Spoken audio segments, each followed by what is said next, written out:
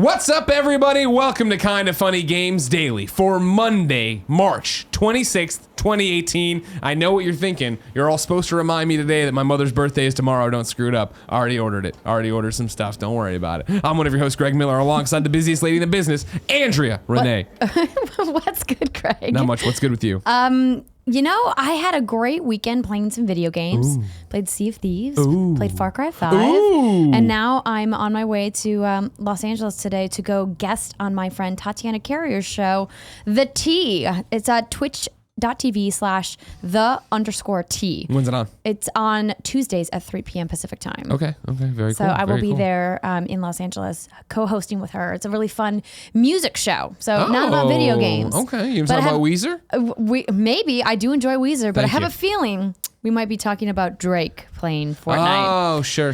Yeah, and amongst other things. She gets a lot of fantastic musical guests. So if you guys have never checked it out and you like listening to cool music and discovering new artists, check out her show. Now, not only do I feel like I haven't hosted this show with you in forever, because we haven't. No. You were gone all last week. We had guest hosts. They were all amazing. Thank you very much.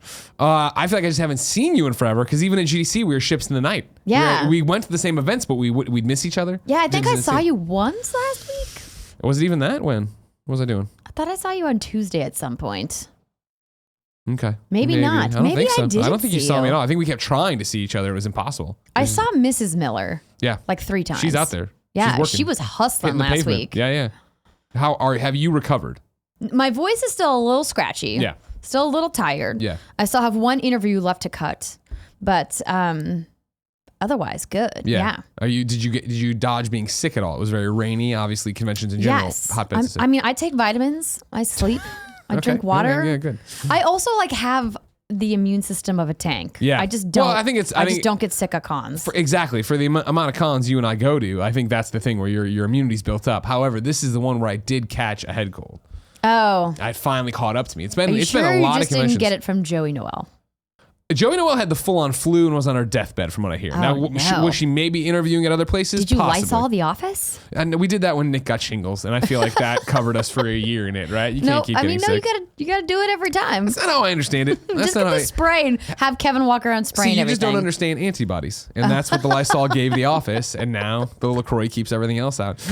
If you didn't know, this is Kinda Funny Games Daily. Each and every weekday on a variety of platforms, we run you through the nerdy video game news you need to know about. If you like that, head over to kindafunny.com/KFGD, where you can give us your questions, comments, concerns, bad PSN names, and everything else under the video game sun, including questions about Far Cry 5. That will be a majority of reader mail today. Andrea has played a bunch of it. I've played a little bit less, and we have first impressions now that the review embargo is up. Let me tell you this, and I don't say this lightly. Stone Chin, Alex Monet over there at Ubisoft, they can go to hell. What? They knew last week was GDC, and they still gave us the code on the Monday of GDC. I feel like they should have known that would be difficult for you and I. Yes. And they should have either pushed it up a week or pushed it back a week and moved the release date for our whims so we'd have more to say. Because instead we're out there interviewing freaking people. Neither of those lovely gentlemen had anything to do with the release date. From what I understand, Stone Chin is second in command to Yves Guillemot. Put in your questions there. We read them there, just like we all these Far Cry stuff. Then you can watch us record the show live at twitch.tv/kindafunnygames. If you're watching live, you have a special job. Go to kindafunny.com/you'rewrong. Revamped kindafunny.com/you'rewrong, of course. Just a Google form so anyone can submit, because something went on with the security authorization and Joey was dead, and I'm not sure if it ever got fixed. So we're just doing that for now. If you like that, you do that. You give us what we screwed up. We then set the record straight for everybody watching later on youtube.com/kindafunnygames or listening on podcast services around the globe, including Spotify. No matter where you get the show, thank you for your support. You know what's exciting about the new format for You're Wrong? What's that? Is that it gives you a percentage breakdown of the people who submit answers. So far, no. Lucar Wolf in the lead. Oh no. Now it's a game. We've gamified You're Wrong. Well, they can't see. Capitalist Pig has got to get on this. He's going to be all over it. Housekeeping for you, believe it or not. GDC's, the body isn't even cold in the ground yet, but PAX East is coming up. I'm here to remind you that Kinda Funny's first annual PAX East Chicken Wing Ding, BYOW. It's our PAX panel, and it's going to be as stupid as it sounds. Bring your own wings. Is happening Thursday, April 5th, 7:30 p.m. in the Dragonfly Theater. Confirmed guests, myself, Joey Noel, Andrea Renee, and Jeff Ramsey. Will there be other people? Probably. If you're listening and you are in the industry and you just want to come. Whoever's coming, remember, bring your own chicken wings. And don't extra points if you make your own chicken wings. If they're homemade, the points count for nothing. This doesn't go anywhere. We're just going to eat chicken wings and do one of our dumb panels. Will we ice people on stage now? Will we chug beers on stage now? No, we got in a lot of trouble last PAX East about that. We're not going to do that. We're all going to be very respectful. I expect you to bring boxes of wine, and we will drink it respectfully. Yes. Okay. Respectful drinking. Andrea. Yes, Greg. What's Good Games has a panel as well. That's correct. What's Good Games Live is Friday at 3 p.m. in the Arachnid Theater. We will just be doing like a live version of our show. Are you bringing the pillows? The pillows. The pillows from the couch. Everybody's always holding a pillow in the couch. You gotta have pillows up there. No, because it takes up too much space in my luggage. But Gotcha. I am contemplating making a cardboard cutout of Alexa Ray. Oh. Since she is still on leave and she will not sadly be able to join us at our panel at PAX. So we've got a lot of questions about her. She made an official statement on the show, not this past week, but the week before, in the second segment. If you guys want to hear, she sent us a message about how she's doing and when she's coming back and. So if you guys want to check that out, but yeah, so we're thinking of getting some guests to come on, but we haven't finalized that yet. Sure. Okay. But we are also doing a What's Good Games happy hour at PAX East. Oh, when's that? It is Friday from 5 to 7 at the Whiskey Priest. Nice. Yeah, I figure after our panel, when we're all winged up, we're just going to walk over to Harpoon Brewery. So we'll bring a few hundred people and say, fuck it. Let's do it. Let's party. You know what I mean? Because that's how we roll. Also, this episode of the Kind of Funny Games Daily is brought to you by MeUndies, but I'll tell you about that later. For now, let's begin the show with what is and forever will be the Roper Report. Time for some news. I appreciate Cool Greg. He's there. He's got it. It's not. I know what I'm going to get every time from Cool Greg. Kevin, never sure. 3 items on the Roper Report. A baker's dozen. Thank you very much, Cool Greg. Also, shout out to Cool Greg. We're both wearing this burnt orange thing today. I'd say hook 'em horn. I can't say it, I guess now. Hook 'em horns. Because we're in Mizzou no longer in the Big 12. I don't have to worry about it. So you're just going to jump to another school? No, I'm just saying I'll happily throw that up now. You know what I mean? Kansas, still a cesspool and dead to me. But now that I don't have to worry about the Longhorns in my division, whatever. Sure, hook 'em horns. Okay. Number 1. Far Cry 3 Blood Dragon creator has left Ubisoft and gave an incredibly honest interview to Game Informer. Normally, this would have been, would I have put it in there? Maybe we just get a paragraph. But this is an interview everybody should go read over at Game Informer. I'm going to read 3 paragraphs from it. After nearly a dozen years of collaborating on successful video games in the Far Cry, Splinter Cell, and Assassin's Creed franchises, Dean Evans has left Ubisoft. Best known for leading the boisterous marketing campaign and creative direction for the neon-infused homage to 1980s action films, Far Cry 3 Blood Dragon, Evans most recently was working on a new game concept with Ubisoft that the company shelved. In that aftermath, Ubisoft offered him a chance to join the editorial leadership group in Paris, but he instead chose to step aside. Quote, I split with my wife, and then the project I was working on was canceled. All of this massive shit going on at the same time, and I started thinking, is the best option for me to move to another foreign country, Evans says. I'm 40 this year, and it's so fucking cliche, but you do think about it in the same way you do. You don't think about it in the same... No, you do think about it in the same way you do when you turn 30. These milestones, you start thinking about what you really want to be doing and whether you're making the right decision. He goes on to talk about maybe he was full of shit. If people have called him on, AAA development, maybe he should go make his own thing. It's just and they call it in the Game Informer interview, a meandering interview. But it's like... Wow, what a real life person giving a real life statement. When usually this is like, yes, I've decided me and the teams are going in different directions. Here's this guy just being like, man, life's in a weird spot right now. Why? And I don't want to do that. More power to him. Yeah, absolutely. I feel like I had some really great conversations with a bunch of devs about this type of stuff last week during the conference, and so many of them are locked down to these confidentiality agreements that they can't ever really talk about their experiences in a real way publicly. Yeah. So the fact that Game Informer was able to have this conversation and put it all in print, and he talks in there really too, great. or one of the things Game Informer calls out from the interview is the fact that him and Ubisoft on great terms. That this isn't it's just how it's an interesting thing, and he didn't want that job, and that's totally honest. But yeah, what you're saying I think was echoed in the development talks I was having, or talks with developers, in the way that I think to be a developer now and be successful on not sales level, but maybe on talking to the audience level, comes down to not bullshitting, right? Like having answers. And it's similar to what I was talking about. I was talking about it with Ronnie Hobbs from Friday the 13th. It'll be inserted in the Gamescast, not this week, which is Corey Barlog talking about God of War. Next week, talking about Friday the 13th. And how, they stepped back at one point and didn't give the community enough information. And that's when it got really bad. And I was like, that same thing happened to Kind of Funny, a year and a half in, where people wanted stuff. And we're like, we're going to get to it, but we're not going to give you an update on it. And so even coming to somebody and just saying like, hey, this is what I know. I don't know more than this, but we are working on it. And we'll keep you updated as we go. Or, hey, I'm just a human being, and I split with my wife, and this happened. And do I want to blow it up and go to France? No. Like, it's cool to see people be human, and I think that goes a long way to breaking down the walls for a lot of people and making them understand that there are people, hundreds of people behind your favorite games, and they are going through the same trials and tribulations you are. So maybe be a little bit better when something slips.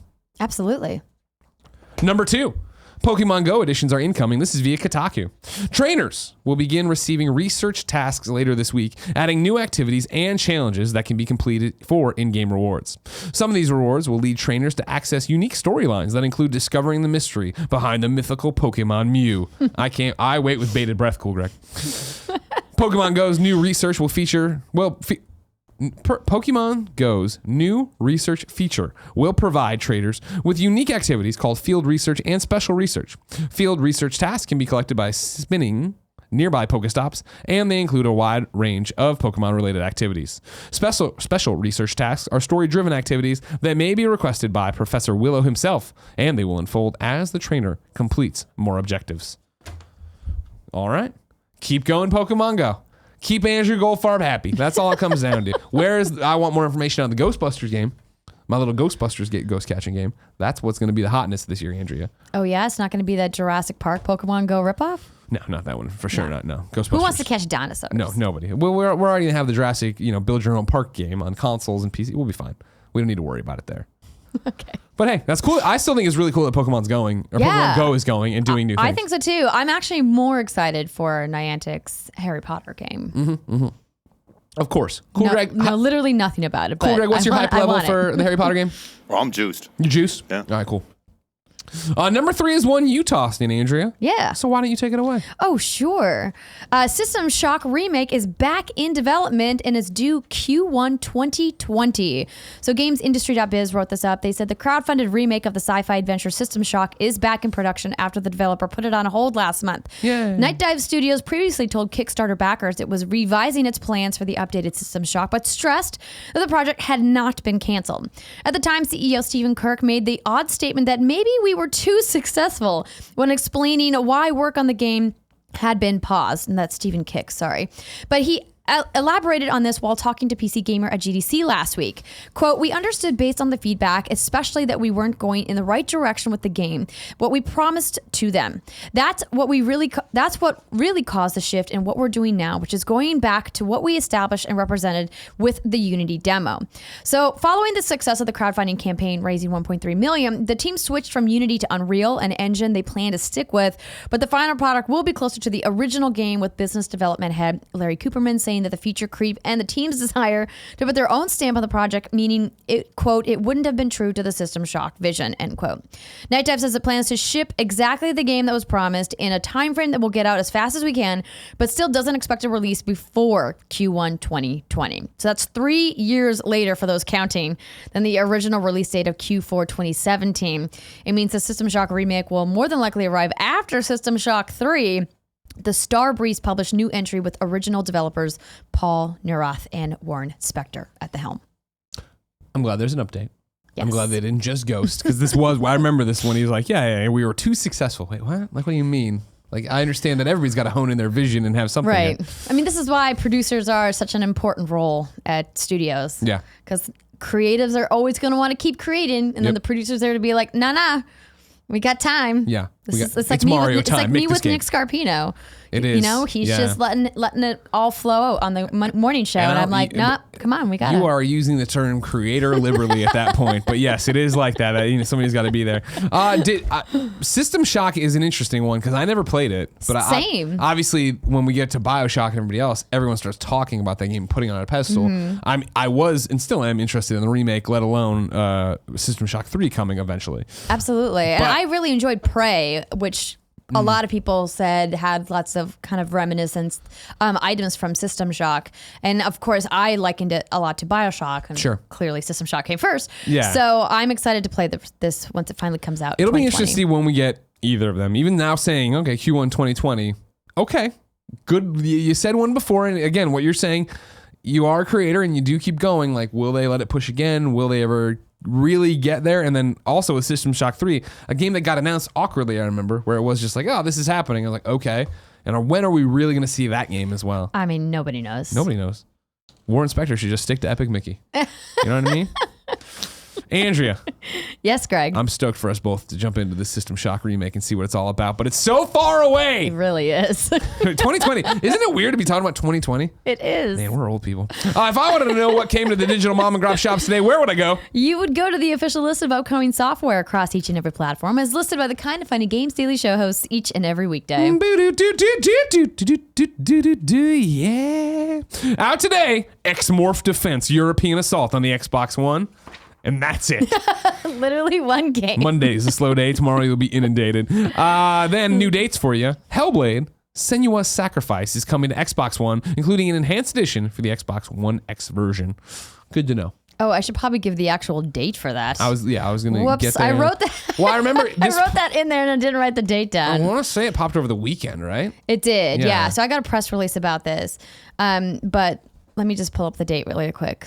Apologies, that was my bad. I'm gonna draw a Superman symbol while you. I was like, you didn't put the Xbox version of Hellblade in there. It's coming on April 11th. Not far off at all. Yes. A great game, easy platinum. I'm sure it'll be easy 1,000 chivos for you. And if you pre-order the game, you can get it for 10% off.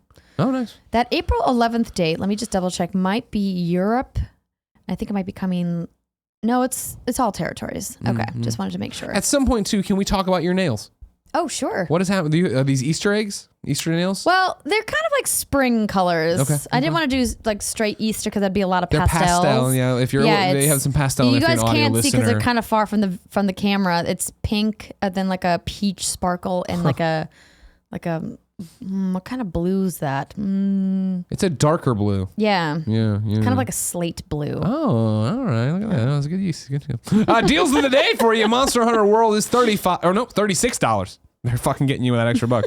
For Best Buy's Gamers Club Unlocked and $45 for everyone else. Greg Miller says that's a steal. Get that game. And they're, look at that, chasing Amazon because Amazon had it for $45.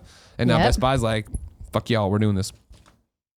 Time for reader mail, and I'm going to start. One more deal of the day. Breaking news. The Darkness 2, which is a fantastic game if you never played it. Don't worry about Darkness 1. You can just jump into Darkness 2. Correct. Is free in the Humble store for the next 48 hours only. So apologies to people who are listening or watching this late. But in humblebundle.com/store, you can get The Darkness 2 for free for the next 48 hours. And if you play on PC, like this is a no-brainer. If you haven't played it, it's great. Agreed. Very fun game. I liked it a lot.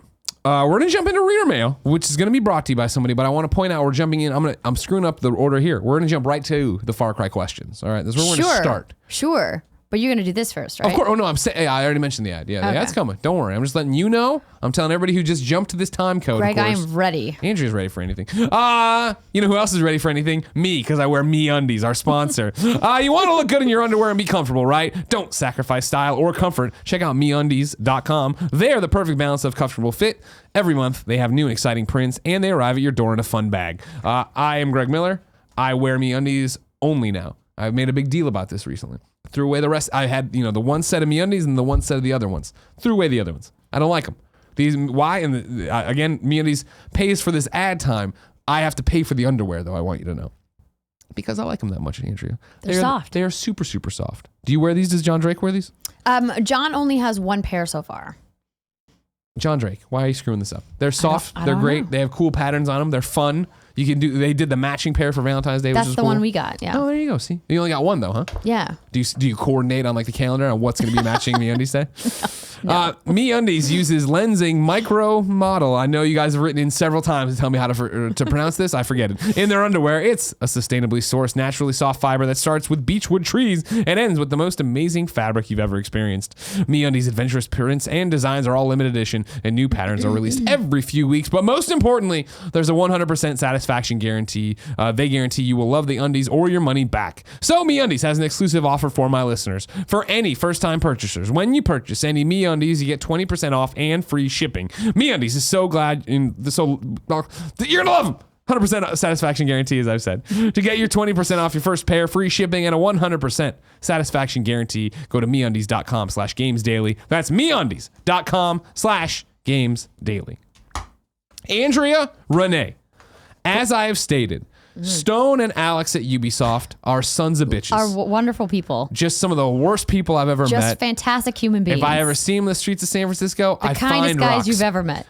They gave us the thing. You and I have been playing Far Cry, but we've had limited amounts of time to play. Correct. How far are you in Far Cry 5 right now? So I just beat one region of the game. So Gotcha. this time in Far Cry, it's the open world is in 3 distinct regions, each overseen by one of The father's Joseph people, Seed's people. So there's like a boss for each area, and then there's like the super boss. So I have now just conquered one area of the game. Okay. I am halfway through my first area. We're both in the same area. You know, the one, southwest. John Seed's area. Exactly. Yes. The guy who's baptizing people. Correct. Exactly. He's making them atone. Atone, as they say. Yes. Yeah. Yes. What do you think?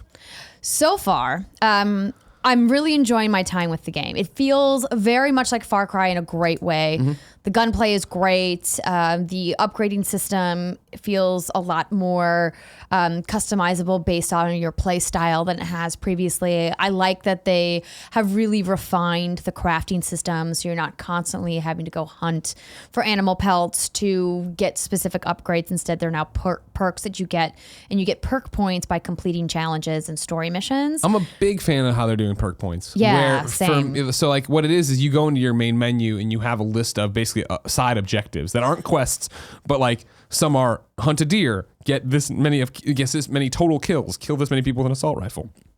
When you accomplish those, you get a set number of perk points that it says there that you can then jump in to apply to what perks you want for your character. Exactly. So I really am enjoying the perk point system.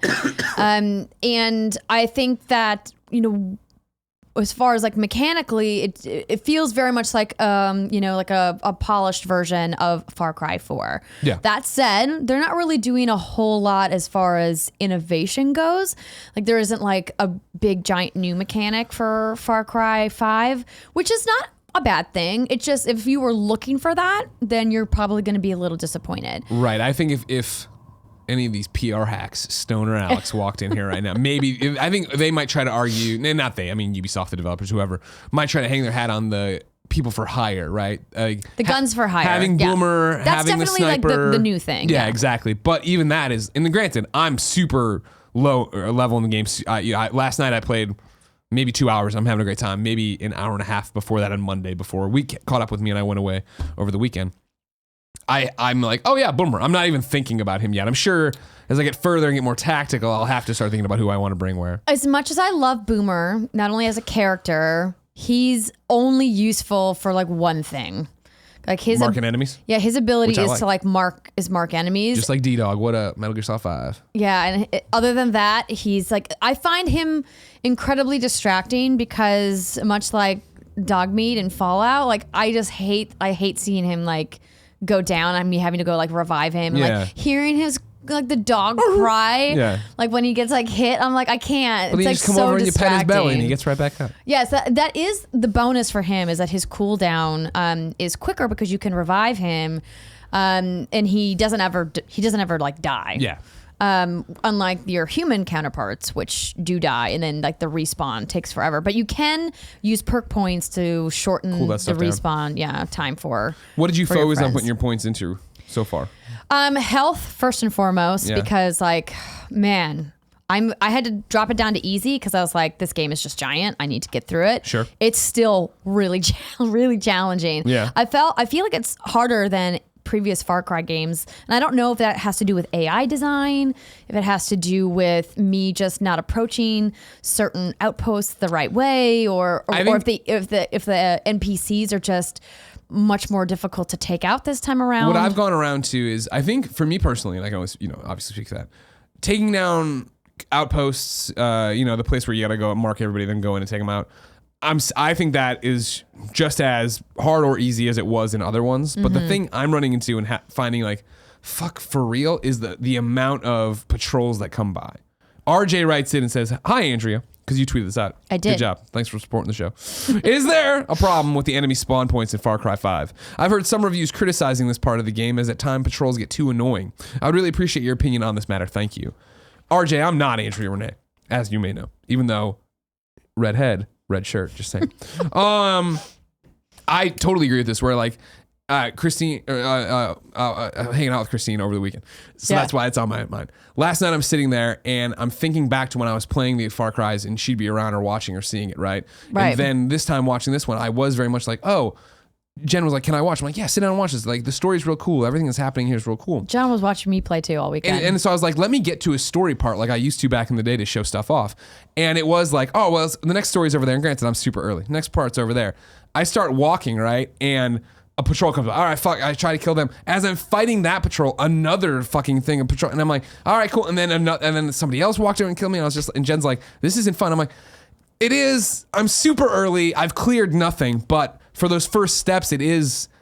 When I think of Far Cry, I think very much back to being in the old house with Colin and Christine and Mike Mitchell even, yeah. When everybody would watch and like thinking of like, cool, now I'm on a wingsuit. Now I'm doing this. Now I'm thinking of end game content where I'm like super powered, whereas showing it to Jen last night was like, I'm still nothing. I'm a grub on the ground here, so it's hard to get going and hard to get through all this stuff. But it did change my play style, and where I was like, all right, Jen herself was like, all right, I'm gonna start looking at stuff on my phone because it's gonna be more fun to play this with you. But watching you, because what I did is like, all right, fine, fuck the roads. I'm just moving through the woods and the darkness and finding things there and taking them out and moving to my next point. Oh yeah, the random enemy patrols in the world are incredibly hostile.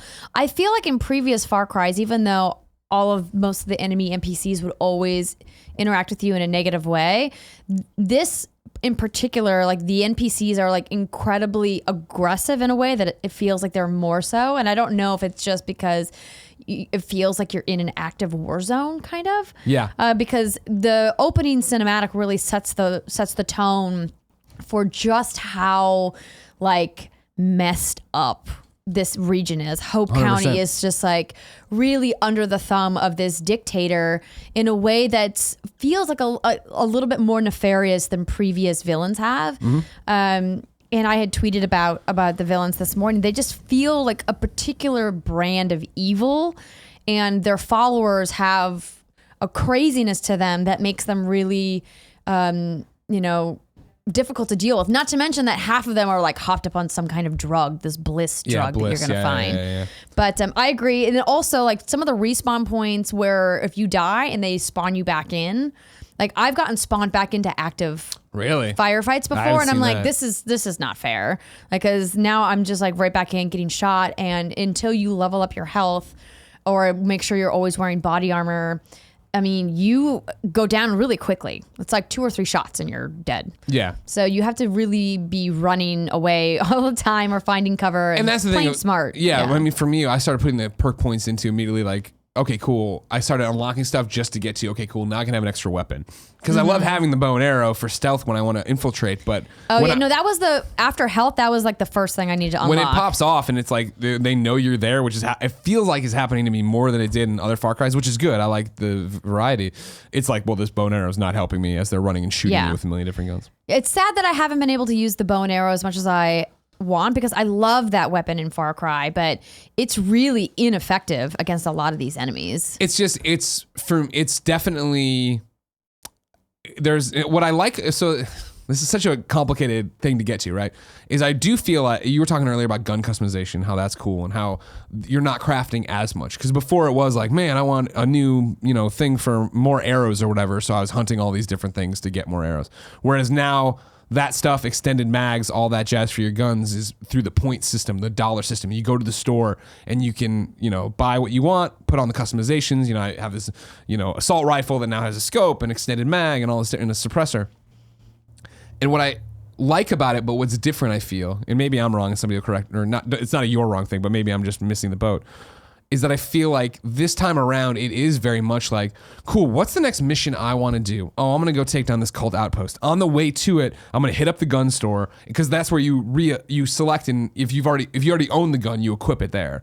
And so it's like, I want this gun and this thing and that throwable and that item. And so that I'm going out very much with a loadout for that kind of mission. Whereas like if I'm just going to sneak in and I want to be stealthy, then that's when I'm going to equip the bow and go off and handle it this way. Yeah. Whereas in previous stuff, it was, I just have a little bit of everything with me and I'll figure it out as I go. Now I feel like I have to actually think about how I'm approaching or how I will approach a situation and what I'm actually doing, what the objective is. Yeah, I do have to say though, as much as I like the customization that they've done with the weapons, it's super annoying that I have to go to a gun store if I have to, for some reason, throw away one of the guns that I have. Mm-hmm. Some of the story missions or the cutscenes that kind of like force you through gameplay sections will change your equipment in specific ways.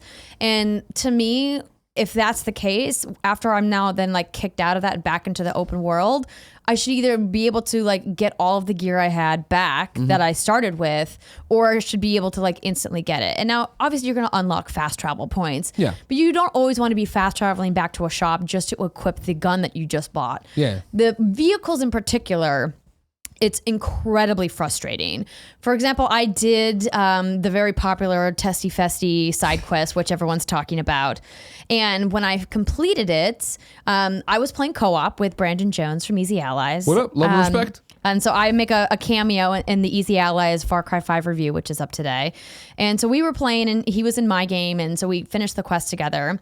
And I had bought this really cool truck that had like a big gun on the back. So I was driving and he was gunning. And so we drove over to the quest thing. And then we got into the quest, we finished it. And when it kicked us out, the vehicle was gone. And so in order to get the vehicle back, then we had to like run all the way back to where the vehicle was. Oh, okay. Right. I mean, or we could have fast traveled, but man, oh man, are those loading screens incredibly slow. Yeah. The first thing I thought when I hit a slow loading screen, I was like, I feel like I haven't hit a loading screen this slow since Skyrim. Wow. And those are like epically slow loading screens. And so I'm not sure if that's an optimization issue. I'm not sure if that's a PlayStation 4 Pro issue because that's where I'm playing the game. I'm playing it too. Yeah. I don't think I mean, granted, you've played way more than me. I don't feel like I'm seeing that often, but like when I die for sure, it is like, okay, what's happening on my phone? Yeah, it's not quick. And if you're in a firefight and you die, like it's a painful, slow loading to get back into the outpost or wherever you are where you died. Yeah.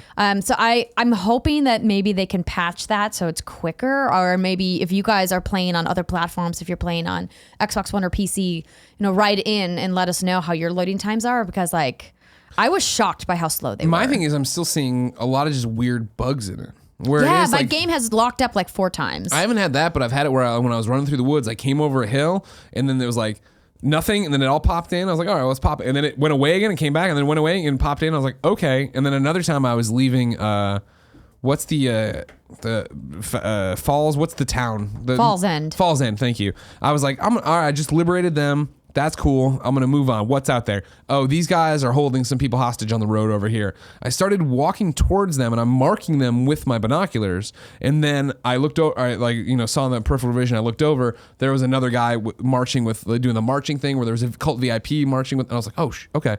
Marked them, turned back to take on these guys. They were gone.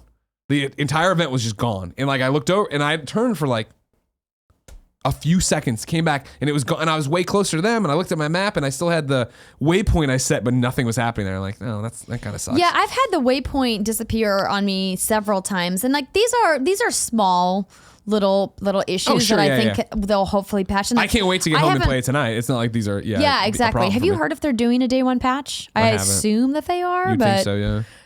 But hopefully some of the stuff will be, these kinks will get worked out. But overall, the world is pretty fun. Here's a bigger question, and I got 2 bigger questions for you.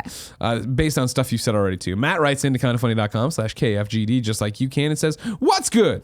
Andrea and KFGD crew. Open world fatigue is real. For the last few years, I've been picky and choosy about which open world games to play. So my question is, how is the story in Far Cry 5? Does it elevate the game to compete with the best games in the series? Parentheses, Far Cry 3. So this is where I'm conflicted about the game. Me too. I was very excited to take on this story because I think it was it felt like it had a point of view. But now that I'm about a third of the way through the main campaign, it feels like it toes the line of like, we're going to take a stance on something, and then it doesn't actually cross the line into having an opinion. Yeah. It just kind of like falls apart in a way. And a lot of the violence in the game, and like Far Cry is a violent series, but some of this violence seems gratuitous just for the sake of being gratuitous in a way that isn't backed up narratively, when they have the framework to really like give it substance, but they don't for some reason, and it kind of falls flat. And that's frustrating because Far Cry is known for these really over the top, well-written villains. Yeah. And these villains just kind of, I don't know. There's just something like, there just feels like there's something's missing. Yeah, no, that's my read too, is like the opening of Far Cry 5, which we won't spoil, is so strong and awesome and dark. And it's like, wow, is this world going to match? It doesn't match that. No. You jump in, it's just more Far Cry, and that's fine. Like, I'm totally fine, but I find myself like, oh, the cutscenes I'm getting are super interesting. I love the motivations these people, but when I get in there and like somebody starts talking to me and they're like using the accent or saying, I'm like, skip. And then it's like I jump in and like these documents I'm trying to read, I'm like, these aren't important, skip. Like, the cutscenes are very interesting, and when I'm dealing with the major villains, it's interesting. But then the mashup of the girl running the bar and the priest and stuff like that, I'm just like, see, I disagree with you there. I think one of the things about the narrative that really shines in this Far Cry versus previous games in the franchise is that each individual outpost feels like it has a personality this time. I feel like if you look at other Far Cry games, a lot of the outposts just feel like Outpost 1, Outpost 2. Whereas here it's like, this is the mill. The fertilizer plant. This is the auto shop, and this is who's running it, and this is where they fit into the world of Hope County. Sure. And I really love that they gave those individual items personality, because before I never was motivated to go and clear every outpost because you never needed to. I felt that they were so samey, just like carbon copies of each other. Sure. And they really worked to differentiate that. And I feel like the NPCs in the world, the side quest characters, all have little individual personalities that kind of make up who like Hope County is, who lives there. I feel like I know it's Far Cry, I just feel they're too jokey. They're too one note to match what the story is sometimes. Where when I actually start dealing with the father and his people. Well, yes and no. They have to have something cheeky in there to break up the like the very like oppressive, violent nature of what's happening with the cult. And so I think that they have to have some levity built in to like give a break from this like, oh my gosh, it's just like blood and guns all the time. Yeah. And I don't necessarily mind that, things like, like the Testy Festy or having a bear named Cheeseburger or whatever, right? Yeah. Like that's fine. It's very Far Cry. Yeah. But I think that there's still the dichotomy between what's happening with the cult and the fun open world aspect of Far Cry. I was hoping that it was going to tie together at some point, like there was going to be a thread there that really connected it, and I haven't found it yet. JR writes in and says, hello, KFGD, first time, long time. I really enjoy watching and listening to the show. Andrea, since you had some time to play Far Cry 5 over the weekend, what are your thoughts on Joeseph Seed, and how does he rank up with Voss from Far Cry 3 and Pagan Min from Far Cry 4? Love everything you guys do. So, as I said, I feel like he's a particular breed of violent. Not that, again, that Far Cry doesn't have that, but I kind of like the other villains better. Really? Because I think they have more personality. See, I'm so early in it. I'm more interested in his motivations, and I really do. That's why I love these cutscenes, and I love the main story stuff. It's just like, I want to know more about him. Pagan Min from the jump is awesome, and I was just like, who the fuck's this guy? And same with Voss, where he's like terrifying or whatever. Right. But like Joeseph, I just want to know more about. I want him to have more screen time when. No spoilers, but when your baptism scene's happening or whatever, and he shows up, I was like, man, this guy's awesome. He like commands the scene when he's in it. Right. And to watch everybody react to him, I'm like, I want to know more and see more of that. Not to mention, maybe for the first time ever in a Far Cry, I'm like, what is his plan for me? Like, what you know what I mean? Like, no spoilers, he's had like multiple chances to kill you, but he doesn't, right? Like, why? What is he building to? What's going to happen? Well, you'll definitely hear more about that as you complete the first area. Okay. But I agree that I think I'm still not far enough along to kind of figure out like what his end goal is. But I don't know. I just feel like the other Far Cry games have had a little bit more pizzazz. And maybe that's just because it's in Montana. And Montana, just by its landscape, is a little bit samey. It's a little bit drab. I mean, I'm from North Dakota, so like I get it. We always talk shit about Montana and North Dakota. No, but North Dakota's the same. Like, I mean, it's just flat across the whole state. Just like Montana's like, hey, we've got evergreens and some mountains, and like that's it. And so there's just not as much visual differentiating between the regions as I think you may have come to expect from the Far Cry franchise. That doesn't mean it's bad. It's still the game looks beautiful. It actually has like a visual feel that previous Far Cries haven't had, and I think it looks really great. And the art is fantastic. I mean, Ubisoft artists are some of the best. But because of that, though, I mean, they did a really great job of capturing Montana. But is that good? Question mark. Yeah. Alex writes in and says, hey, Tim and Andrea. You can go to hell, Alex. I've been excitedly waiting for Far Cry 5, but as more and more info and footage is released into the wild, I'm worried there is a repetition issue arising. I played through Far Cry 4 and Primal, and they were enjoyable, but it does just seem like this is more of the same with Far Cry 5. Am I off the mark with this initial impressions, or is the story locale enough to set it aside from the rest? Alex, all the way from rainy England.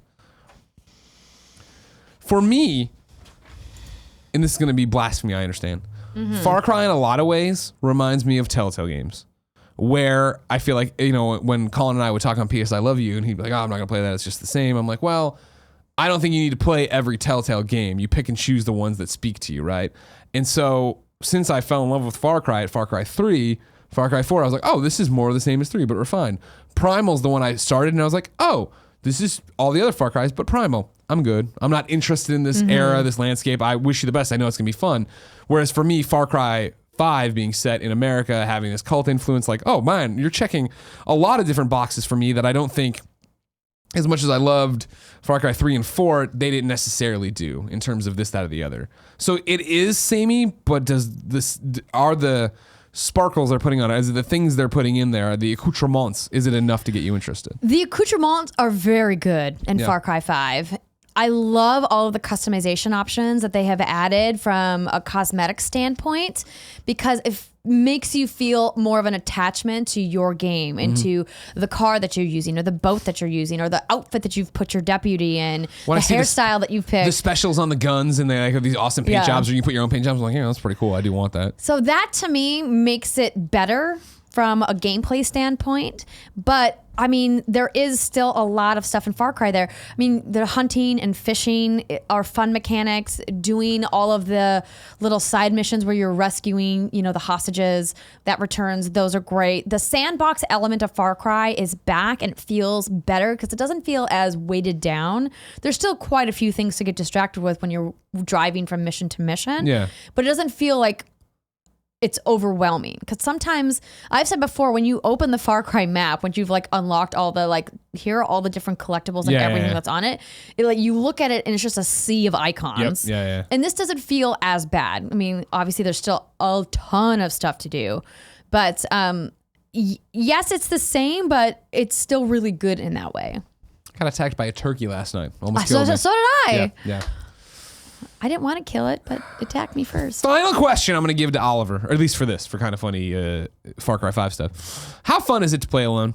Most of the videos I've seen are showing the multiplayer aspect of the game. I really enjoyed Far Cry 3 and thought 4 was okay. Since I don't have friends or time to play multiplayer, does it still hold up as a single player experience? Thank you for everything that you do. Have an awesome week. Oliver. A resounding yes.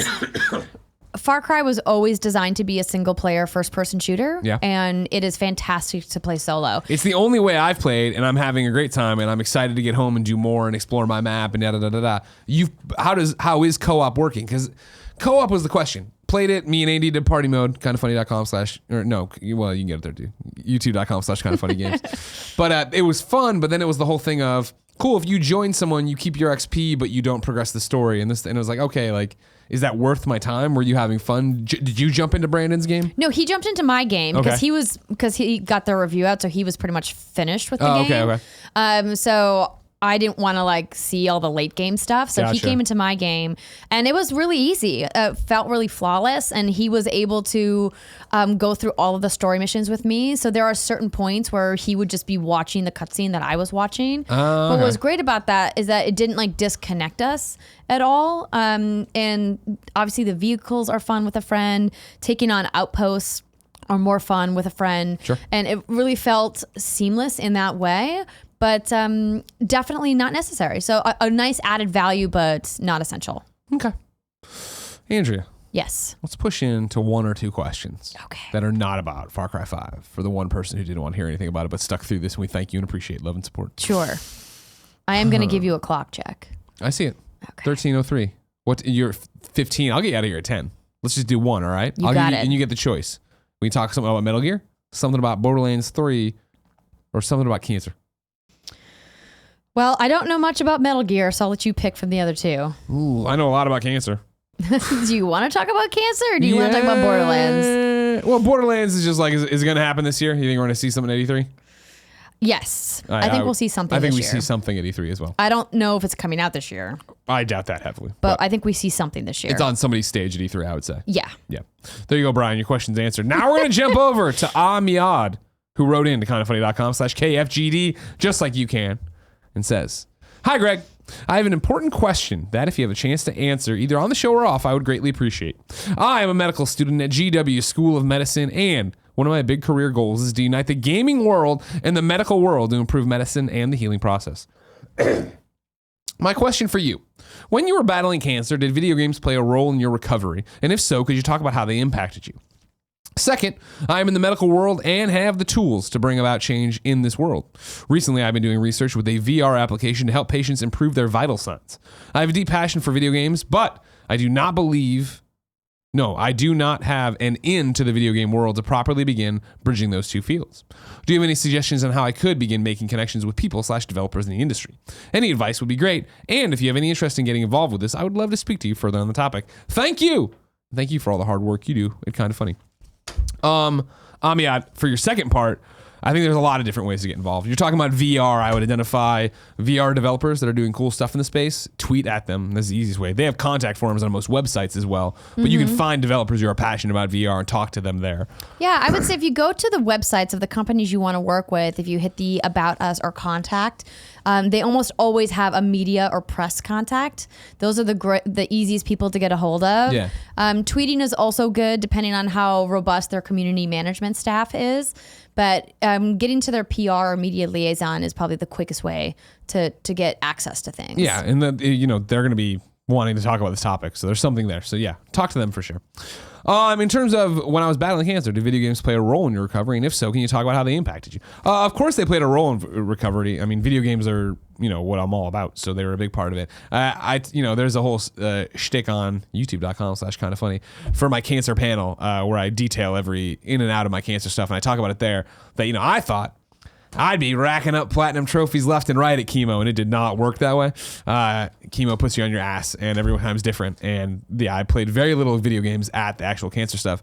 But coming home, I did. The problem was the fact that you don't own your own body or emotions at that point. So, if roles were reversed, right? Like, it's happening now. Far Cry 5's out. Man, I really want to play Far Cry 5, but on that day, on that night, am I going to have the energy to, the desire to? Am I already so pissed off that getting into a match and getting killed by a bunch of different fucking militia people show up and then a turkey kills me? Am I going to want to keep battling up that? But there'd be different ways to, in terms of getting that into combining your worlds and stuff. I think that would be the thing, is that you need a video game that's relaxing for some people, that wouldn't make the trials and tribulations you're going through harder. But there's going to be times, obviously, where I did play games that I wanted to be challenged in and all these different stuff. It kind of is on the whim, and the whims change quite a bit. So smaller, digestible experiences is what I would say. Andrea? Yes. This is where people squad up. I didn't squad anybody up today. The document got away from me. I got Cameron in here. I had a million people walking through. I didn't do it. I can open the thing, I guess. Here's what we'll do. We'll do You're Wrong first. Okay. Andrea? Yes. We asked people watching live on twitch.tv/kindoffunnygames to go to kindoffunny.com/you're wrong and tell us what we screw up as we screw it up, so we can set the record straight for everybody watching later on youtube.com/kindoffunnygames and listening on podcast services around the globe. What did we mess up today? Well, The first thing is from Ignacio Rojas. He says, I just want to make sure my name is in the ranking. No way I'm letting Capitalist Pig reach the top. Damn. The current rankings here are... Don't gamify it. Oh, no, they're tied. Luke Carwolf and Ignacio Rojas are tied. Oh, dang, son. The Indie Boy says, your Forms SSL certificate has expired. You just need to renew it. Not really a security problem with the forms. Yeah, no, I that's okay. Yeah. Okay. Yes, I corrected myself. Capitalist pigs. Capitalist pig. I said Stephen Kirk, but then the next sentence I said Stephen Kick. He did. She did. Okay. Oh, another deal of the day. Bobby Wasabi says, Scribblenauts Showdown is now 50% off on the Nintendo Switch eShop. Oh, I heard it's not that great. Wait, is that's the multiplayer one? Yeah. Yeah, I played it with the girls on Switch, and a lot of the mini games are difficult to figure out what to do, and then by the time you figure it out, they're over. It's over, yeah. And it's like I don't know if that's like you just gotta fail at it once and then you play it again. But with how many different games there are, I'm like it's not fun that you don't tell me how to play the game. Sure. And then the game's over. Yeah. They're just so quick. Nobody wants that. Yeah, I'm on the fence about it. It was a little disappointing, but Fair. I haven't played enough of it to make a final judgment. Ignacio Rojas says Guns for Hire was a thing on Far Cry 4. Okay. But it was not as robust. Yeah, was it a dog and a sniper in Far Cry 5? There are 9 guy. different people you can get in Far Cry 5, and on top of that, they have your roster of additional people that can come in and help you. So throughout the world, when you meet NPCs, you'll get an option to hire them. And you can hire 3 people to be on your squad. And each of those people has a different class. So some of them are snipers with sniper rifles. Some of them have bow and arrows. Some of them have other types of guns. And sometimes they have different abilities. It's like some of them can like scout enemies and some of them just come in and shoot things. Those people can actually be very helpful in firefights as well. So not only do you have your gun for hire, but you have your squad of people as well. Nice. Which is great. And then and Spiky John just wants to say, I love the new format for You're Wrong. Oh, good. Thank you. So that's all that's in the doc right now. So. All right. Now it's time to squad up. This is where one of you writes in to kindafunny.com/KFGD. Give me your name, username, platform of choice, and why you need help in a video game. I read it here. The best friends come and find you. Y'all play games together and have a good time. Today, Mark Andre needs help on PlayStation 3 and PlayStation 4. PSN name, Bobby Joe 321. I just heard the news that I got the job I applied for months ago, beginning a brand new career next month. The only problem, I have to move out far from my hometown and most of my friends don't play online. If you're into co-op games on any PlayStation console, hit me up. Bobby Joe 321.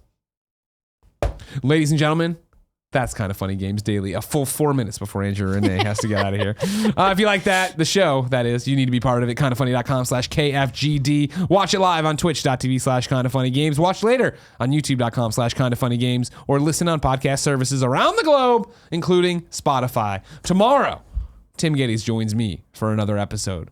But until then, safe travels, Andrea Renee. Hey, thank you. No problem. And no, until next time, it's been our pleasure to serve you.